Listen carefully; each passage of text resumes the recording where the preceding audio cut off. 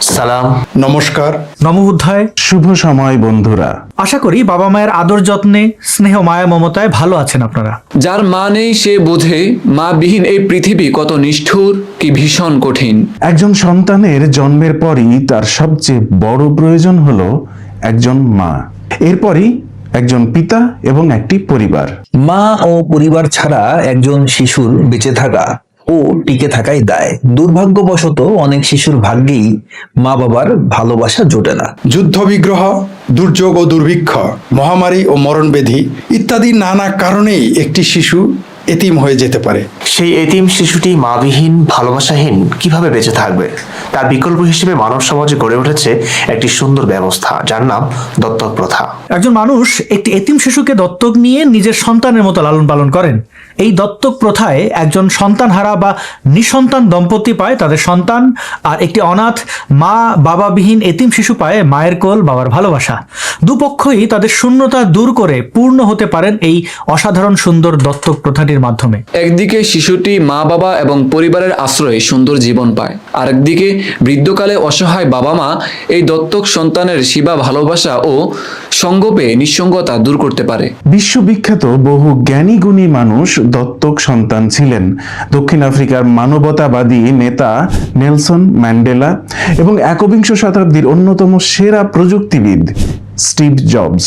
এমনকি কোরআনে বর্ণিত প্রসিদ্ধ নবী মুসাও ফারাও কন্যার দত্তক সন্তান ছিলেন। প্রাচীনকাল থেকেই দত্তক প্রথা চালু আছে। প্রতিটি ধর্মে, সমাজে, সংস্কৃতিতে দত্তক প্রথা একটি মহৎ কর্ম হিসেবেই বিবেচিত হয়ে এসেছে। আজ পর্যন্ত কেউ এটিকে বাতিল করেনি, বাতিল করবার প্রশ্নই ওঠেনি। কিন্তু ইসলাম এই সুন্দর নিয়মটিকে পুরোপুরি বাতিল না করলেও এর সৌন্দর্যটিকে বাতিল করেছে। দত্তক সন্তান ও দত্তকদাতার মধ্যকার পিতামাতা ও সন্তানের সম্পর্কটিকে বাতিল করেছে। দত্তক সন্তান তার দত্তকদাতা পিতামাতার উত্তরাধিকার হওয়া থেকে বঞ্চিত করেছে। কবে করেছে? সূরা আহজাব নাজিলের সময়। পঞ্চম হিজরিতে সূরা আহজাব নাজিল হয়, অর্থাৎ পঞ্চম হিজরিতে ইসলাম আরব সমাজে প্রচলিত দত্তক প্রথাটি বাতিল করেছে। ইসলামের নবী নিজেকে নবী দাবি করার পর মক্কায় 13 বছর কাটান এবং মদিনায় 10 বছর কাটান। দত্তক প্রথাটি বাতিল হয় পঞ্চম হিজরিতে, অর্থাৎ মক্কার 13 বছর, মদিনার 5 বছর। ইসলাম আসার মোট 18 বছর পর এই প্রথাটি বাতিল করে ইসলাম। কিন্তু কেন, কোন প্রেক্ষাপটে, কিসের প্রয়োজনে এত বছর পর এই সুন্দর প্রথাটি বাতিল করবার প্রয়োজন অনুভব করেন আল্লাহ এবং নবী? সেটি বুঝতে ও জানতে দেখতে হবে আপনার পুরো ভিডিওটি। পুরো ভিডিওটি দেখলে অজানা অনেক লোমহর্ষক বর্ণনায় আপনার পিলে চমকে ওঠার অবস্থা হবে। তো চলুন শুরু করি। ইতিহাস থেকে জানা যায় আরবে দত্তক প্রথা বেশ ভালোভাবেই প্রচলিত ছিল। সম্ভ্রান্ত পরিবারের লোকেরা কাবাঘরের সামনে শপথ করে সন্তান দত্তক নিতেন। তারা দত্তক সন্তানদের আপন সন্তানের মতোই মনে করতেন। দত্তক সন্তানদের নামের পরে পালক পিতার নামই থাকতো।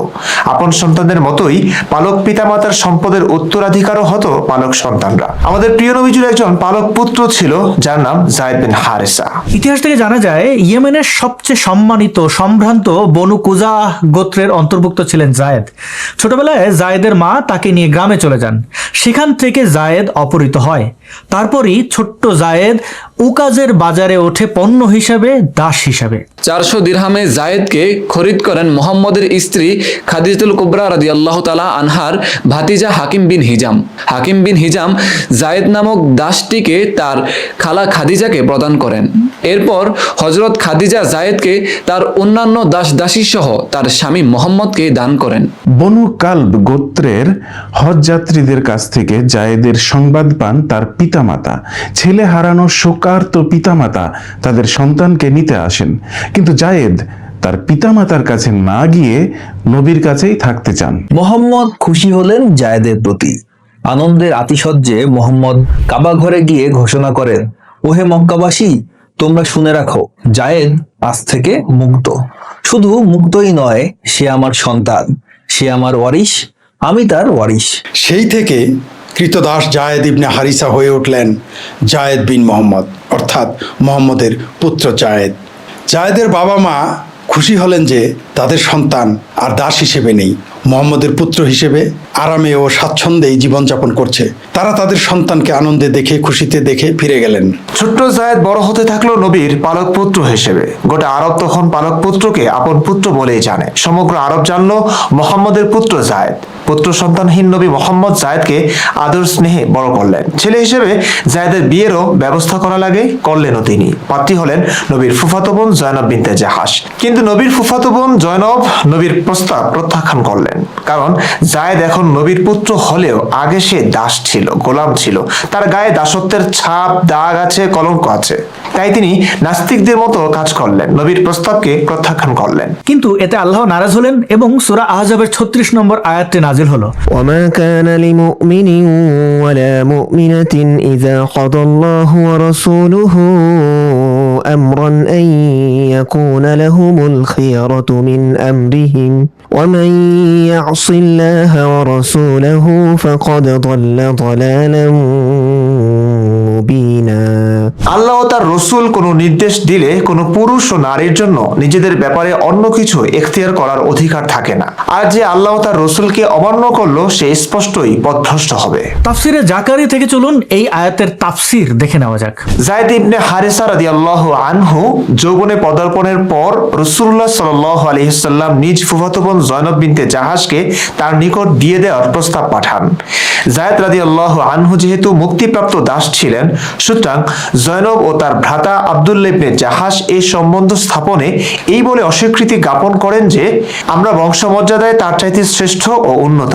মুজাহিদ রাহিমাহুল্লাহ বলেন, এ ঘটনার পরিপ্রেক্ষিতে উক্ত আয়াত নাজিল হয়, যাতে এ দিক নির্দেশনা রয়েছে যে যদি রাসূলুল্লাহ সাল্লাল্লাহু আলাইহি ওয়াসাল্লাম কারো প্রতি বাধ্যতামূলকভাবে কোনো কাজের নির্দেশ দান করেন তবে সে কাজ করা ওয়াজিব হয়ে যায়। শরীয়ত অনুযায়ী তা না করার অধিকার থাকে না। শরীয়তে এ কাজ যে লোক পালন করবে না, আয়াতের শেষে একে স্পষ্ট গোমরা বলে আখ্যায়িত করা হয়েছে। জয়নব ও তার ভাই এই আয়াত শুনে তাদের অসম্মতি প্রত্যাহার করে নিয়ে বিয়েতে রাজি হয়ে যায়। অতঃপর বিয়ে অনুষ্ঠিত হয়। তাফসিরে জাকারিয়া। যা হোক, নবীর প্রস্তাব প্রত্যাখ্যান করায় আল্লাহ আয়াত নাজিল করলেন। আল্লাহ ও নবী কোনো নির্দেশ দিলে কোনো মুমিনের সেটি অগ্রাহ্য করার কোনো ইখতিয়ার নেই। দর্শক, খুব ভালোভাবে মনে রাখবেন এই আয়াতটি। জয়নব এবং তার ভাই জায়েদের সাথে এই বিয়েতে রাজি না থাকলেও নবী আয়াত নাজিল করার পর তারা রাজি হলো, বিয়েটাও হয়ে গেল। কিন্তু 1 বছর অথবা তা থেকে কিছু কম বেশি তারা একত্রিত সংসার করেছেন। পরে তাদের মনোমালিন্য শুরু হয়। নবী তার পালক পুত্র গোটা আরবে মুহাম্মদের পুত্র নামে প্রসিদ্ধ পরিচিত জায়েদের বউকে বিয়ে করে ফেললেন। কিভাবে হয়েছে এই বিয়েটি? আল্লাহ আকাশে পড়িয়েছেন এই বিয়ে। সাক্ষীকে দুনিয়ার কোনো মানুষ নেই, মোহর কত প্রয়োজন নেই, কারণ আল্লাহ আকাশে বিয়ে পড়ালে মোহর, সাক্ষী, কাবিন কোনো কিছুরই প্রয়োজন পড়ে না। এটি আমরা জানলাম কিভাবে? নবী একটি আয়াত বলেছেন, সূরা আহজাব আয়াত 37 বলা হয়েছে, وإذ تقول للذي أنعم الله عليه وأنعمت عليه أمسك عليك زوجك واتق الله وتخفي في نفسك ما الله مبديه وتخشى الناس والله أحق أن تخشاه فلما قضى زيد منها وطرا زوجناكها لكي لا يكون على المؤمنين حرج في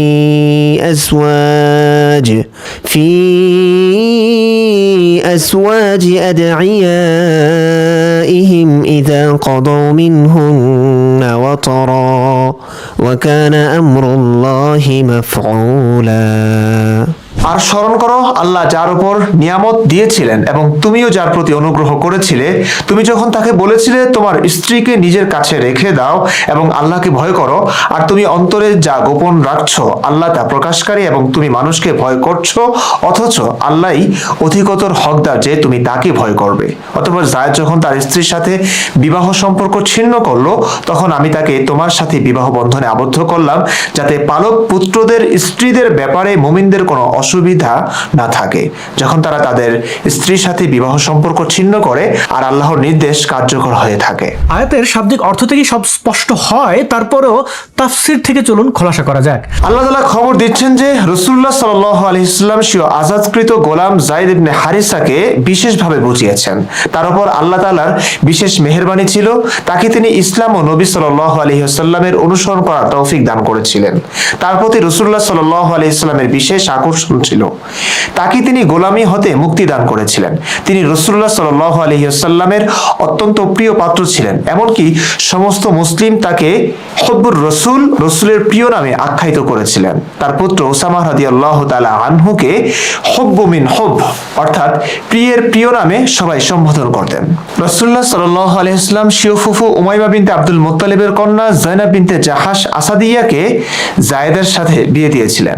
মুকাতিল ইবনে হিব্বান রাহমাতুল্লাহি আলাইহি বলেন, মোহর হিসাবে 10 দিনার স্বর্ণমুদ্রা ও 60 দিরহাম অর্থাৎ রৌপ্য মুদ্রা প্রদান করেছিলেন, আর দিয়েছিলেন একখানা শাড়ি, একখানা চাদর এবং একটি জামা, আরো দিয়েছিলেন 50 মুদ অর্থাৎ ওজন বিশেষ খাদ্য ও 10 মুদ খেজুর। 1 বছর অথবা তা থেকে কিছু কম বেশি তারা একত্রে সংসার করেছেন। পরে তাদের মনোমালিন্য শুরু হয়ে যায়। যায়েদ রাদিয়াল্লাহু তাআলা আনহু গিয়ে রাসূলুল্লাহ সাল্লাল্লাহু আলাইহি ওয়াসাল্লামের নিকট অভিযোগ করেন। তিনি তাকে বুঝিয়ে বললেন, সংসার ভেঙে দিও না এবং আল্লাহকে ভয় করো। আল্লাহ তাআলা বলেন, অতুখফি ফি নাফসিকা মাল্লাহু মুবদিহি ওয়া তাখশান নাস আল্লাহু আহাক্কু আন তাখশা। তুমি তোমার অন্তরে যা গোপন রেখেছো আল্লাহ তা প্রকাশ করে দিচ্ছেন।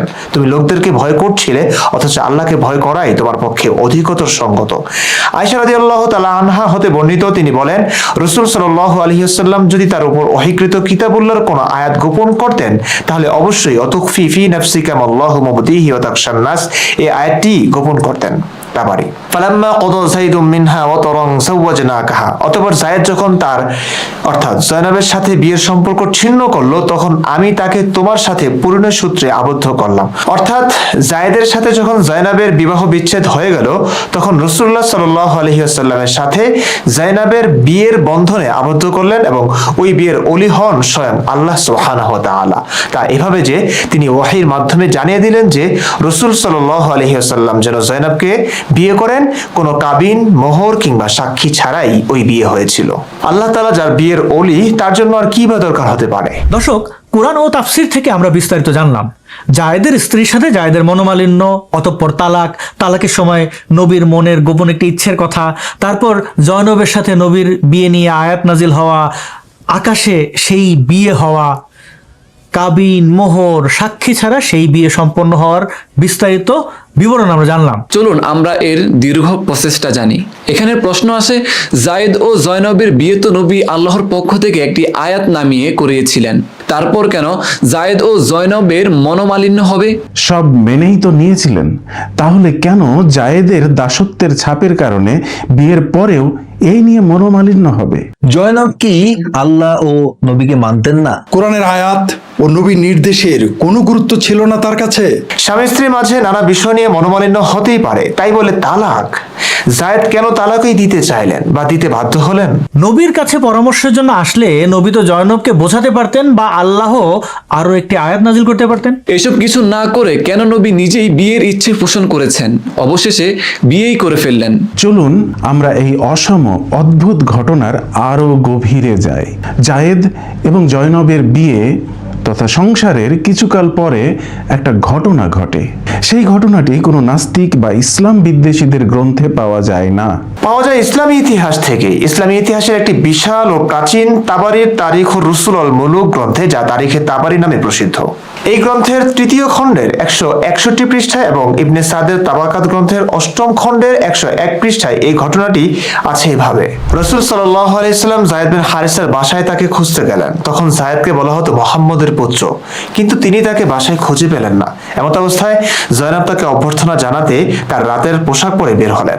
নবী সাল্লাল্লাহু আলাইহি সাল্লাম তার মুখ ফেরালেন এবং তিনি অর্থাৎ জয়নব বললেন, হে আল্লাহর নবী, সে এখানে নেই, দয়া করে ভিতরে আসুন। কিন্তু নবী সাল্লাল্লাহু আলাইহি আলাইহিস সালাম ভিতরে প্রবেশ করতে রাজি হলেন না। তিনি অর্থাৎ জয়নব রাতের পোশাক পরে বের হয়েছিলেন, কারণ তাকে বলা হয়েছিল নবী সাল্লাল্লাহু আলাইহি ওয়াসাল্লাম দরজায় দাঁড়িয়ে, তাই তিনি তাড়াহুড়ো করেছিলেন। তিনি নবী সাল্লাল্লাহু আলাইহি ওয়াসাল্লামের হৃদয়ে জায়গা করে নিলেন। নবী সাল্লাল্লাহু আলাইহি ওয়াসাল্লাম অস্পষ্ট গুঞ্জন করতে করতে বের হয়ে গেলেন, যার মধ্যে শুধু এতটুকু বোঝা গেল, সকল প্রশংসা তার যিনি হৃদয়ের পরিবর্তন করেন।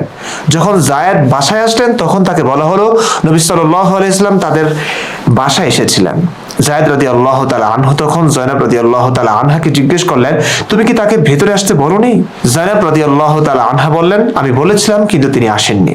জায়েদ রাদিয়াল্লাহু তাআলা আনহু জিজ্ঞেস করলেন, তিনি কি কিছু বলে যাননি? জয়নব রাদিয়াল্লাহু তাআলা আনহা বললেন, তিনি গুঞ্জন করতে করতে বের হয়ে গেলেন, আমি তার কিছুই বুঝতে পারিনি, শুধু এতটুকু বলতে শুনেছিলাম, সকল প্রশংসা তার যিনি হৃদয়ের পরিবর্তন করেন। তারপর জায়েদ রাদিয়াল্লাহু তাআলা আনহু রাসূল সাল্লাল্লাহু আলাইহি ওয়াসাল্লামের কাছে আসলেন এবং বললেন, হে আল্লাহর নবী, আমাকে বলা হয়েছে আপনি আমাদের বাসায় এসেছিলেন কিন্তু ভেতরে আসেননি।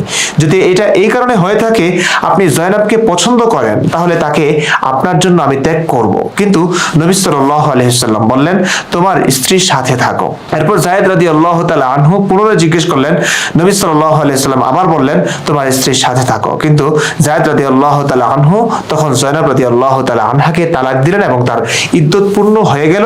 এরপর একদিন নবী সাল্লাল্লাহু আলাইহি ওয়াসাল্লাম যখন আয়েশা রাদিয়াল্লাহু তাআলা আনহার সাথে কথা বলছিলেন, তখন জিবরাইল আলাইহিস সালাম তার কাছে ওয়াহী নিয়ে আসলেন। তিনি স্বস্তি পেলেন এবং হেসে হেসে বললেন, কে জয়নবের কাছে যাবে এবং তাকে বলবে যে আল্লাহ তাকে আমার স্ত্রী বানিয়েছেন। তারপর তিনি এই আয়াতটি তিলাওয়াত করলেন, অর্থাৎ সূরা আহজাবের 37 নং আয়াতটি।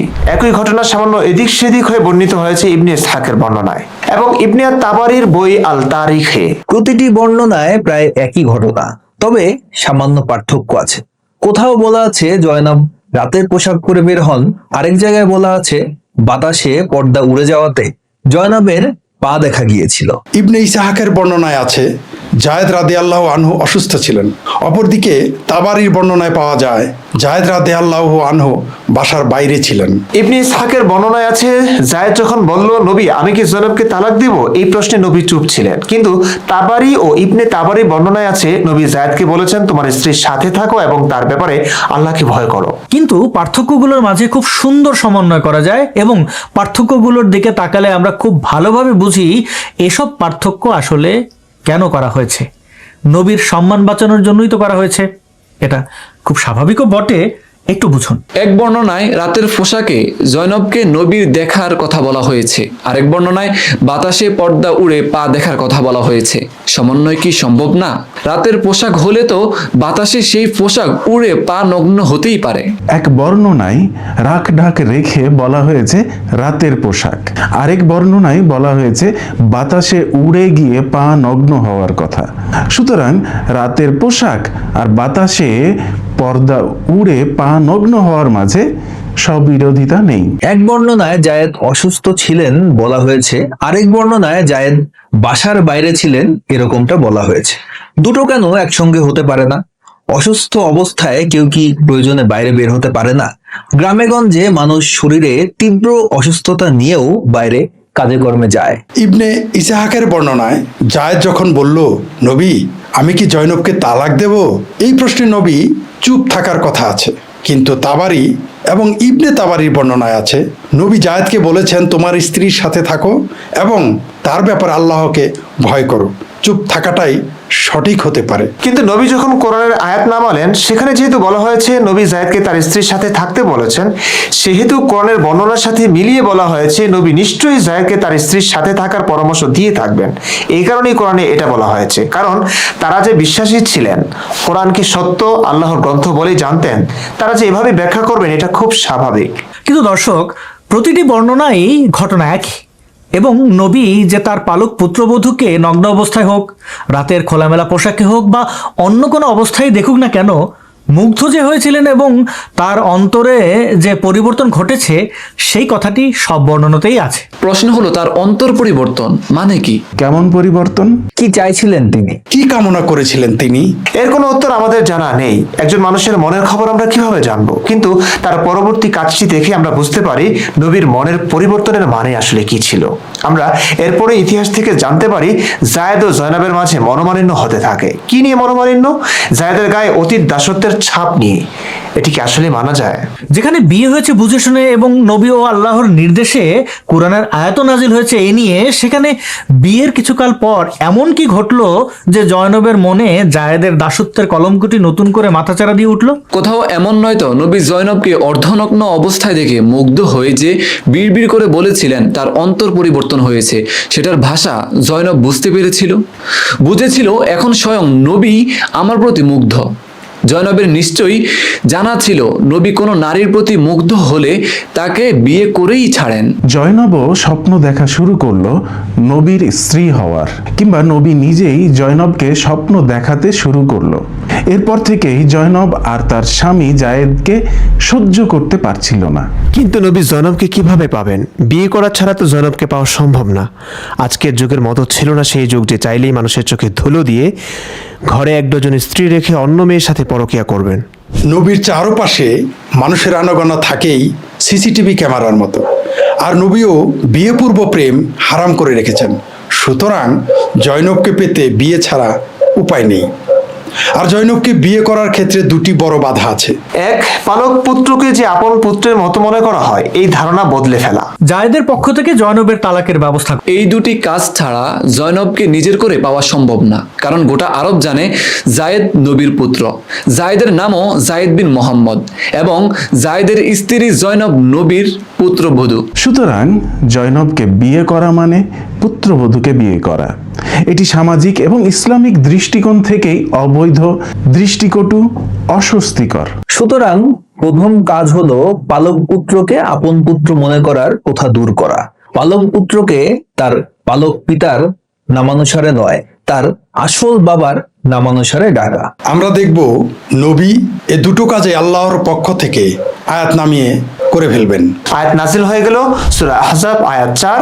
ما جعل الله لرجل من قلبين في جوفه وما جعل أزواجكم اللائي تظاهرون منهن أمهاتكم وما جعل أدعياءكم أبناءكم ذلكم قولكم بأفواهكم والله يقول الحق وهو يهدي السبيل। আল্লাহ কোনো মানুষের অভ্যন্তরে দুটি হৃদয় সৃষ্টি করেননি। তোমাদের স্ত্রীদের মধ্যে যাদের সাথে তোমরা জিহার করো তিনি তাদেরকে তোমাদের জননী করেননি, আর তিনি তোমাদের পোষ্যদেরকে তোমাদের পুত্র করেননি। এগুলো তোমাদের মুখের কথা, আর আল্লাহ সত্য কথা বলেন আর তিনি সঠিক পথ দেখান। এটি সূরা আহজাবের 4 নং আয়াত। সূরা আহজাব নাজিল হয়েছে 5ম হিজরিতে। এখানে আল্লাহ বলছেন তোমাদের পোষ্য পুত্ররা তোমাদের পুত্র না, এগুলো তোমাদের মুখের কথা। আল্লাহ সত্য কথা বলেন আর তিনি সঠিক পথ দেখান। মক্কার 13 বছর গেল, মদিনায় হিজরতের পর 5টা বছর গেল। আল্লাহ এই সত্য কথাটি বলার সময় পেলেন না, পোষ্য পুত্র যে পুত্র না এই কথাটি বলার সুযোগ পেলেন না। যেই না নবী কোন এক রাতে পালক পুত্রবধূকে খোলামেলা পোশাকে দেখে মুগ্ধ হলেন এবং তার অন্তর পরিবর্তিত হলো, তখনই আল্লাহ সাহেবের এই সত্য বলার সময় ও সুযোগ হয়ে গেল। একটু নিরপেক্ষভাবে ভাবুন তো, আয়াতগুলো আল্লাহর পক্ষ থেকে হতে পারে? বিশেষ করে নাস্ক বিষয়ক ভিডিওটি দেখার পর ভাবুন তো কোনোভাবে কি হিসেব মেলে? লৌহে মাহফুজের কোরআন, যা আসমান জমিন সৃষ্টির 50,000 বছর আগেই লিপিবদ্ধ, সেই কোরআনই নবীর উপর 23 বছরে ধাপে ধাপে নাজিল হলে হঠাৎ নবীর কাউকে পছন্দ হওয়ায় তাকে নিজের করে পাওয়ার জন্য এই আয়াতগুলো কিভাবে নাজিল হয়? তাফসিরে জাকারিয়া থেকে এই আয়াতের এই অংশের তাফসির দেখুন। আয়াতের মর্ম এই, যেমন কোনো মানুষের দুটি অন্তঃকরণ থাকে না এবং যেমন স্ত্রীকে মা বলে সম্বোধন করলে সে প্রকৃত মা হয়ে যায় না, অনুরূপভাবে তোমাদের পোষ্য ছেলেও প্রকৃত ছেলেতে পরিণত হয় না।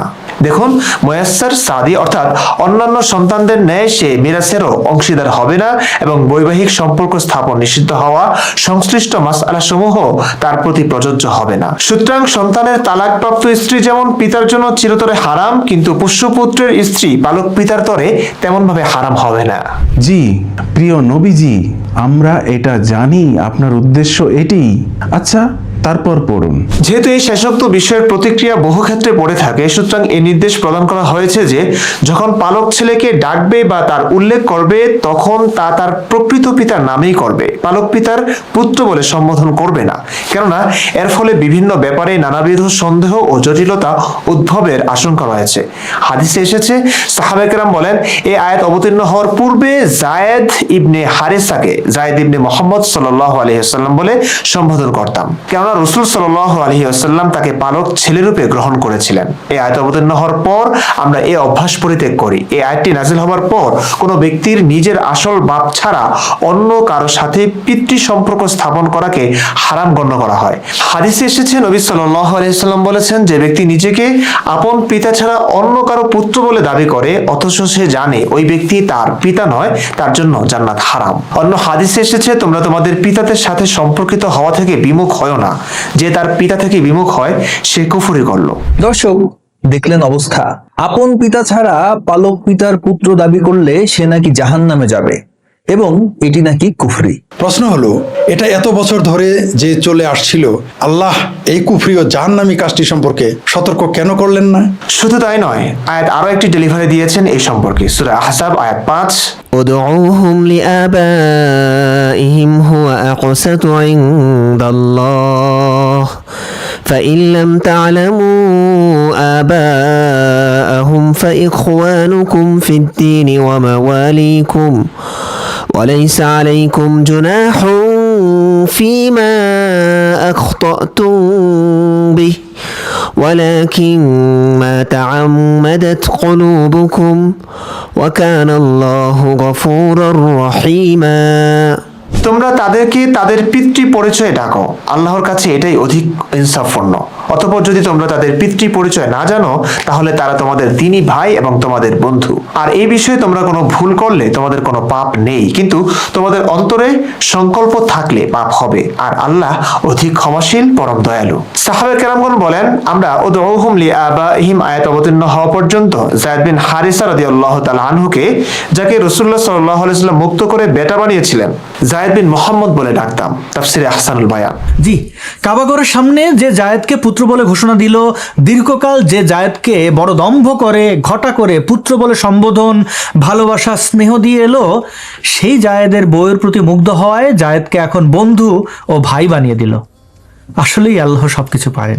দর্শক, জায়েদকে মোহাম্মদের পুত্র বলা হয় বলে নবীর আগে কখনো খারাপ না লাগলেও তার বউর প্রতি মুগ্ধ হওয়ায় এখন এই বিষয়টি এমন খারাপ লাগতে শুরু করলো যে আয়াত আরো একটি নাজিল হলো। সূরা আহজাব আয়াত 40 বলা হয়েছে, ما كان محمد أبا أحد من رجالكم ولكن رسول الله وخاتم النبيين وكان الله بكل شيء عليما।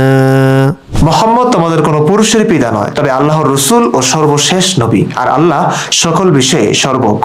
এই আয়াত নাজিলের উদ্দেশ্য কি, চলুন তাফসীর থেকে দেখি। তাফসীর ইবনে কাসির, মুজিবুর রহমান অনুবাদ, 15 খণ্ড, পৃষ্ঠা 810। মহান আল্লাহ বলেন, মুহাম্মদ তোমাদের কোনো পুরুষের পিতা নয়। আল্লাহ তাআলা নিষেধ করছেন যে এরপরে যেন জায়েদ ইবনে মুহাম্মদ বলা না হয়, অর্থাৎ তিনি জায়েদের পিতা নন, যদিও তিনি তাকে পুত্র হিসেবে লালন পালন করেছিলেন।